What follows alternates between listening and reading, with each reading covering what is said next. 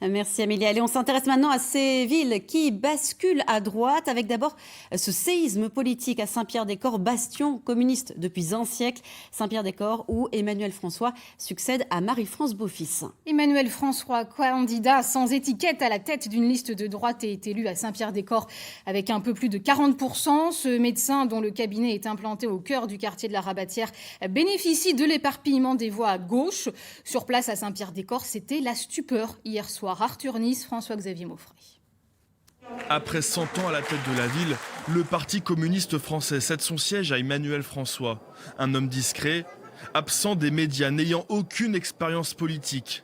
Il se dit sans étiquette, mais mène une liste d'hiver droite et est soutenu par le parti Les Républicains.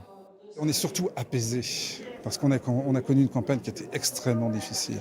On a connu les calomnies, ça a été extrêmement compliqué.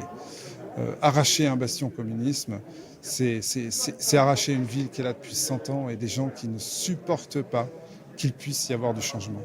Donc j'ai envie de vous dire, heureux, bien sûr, fier, oui, mes parents le seront plus, mais surtout apaisés.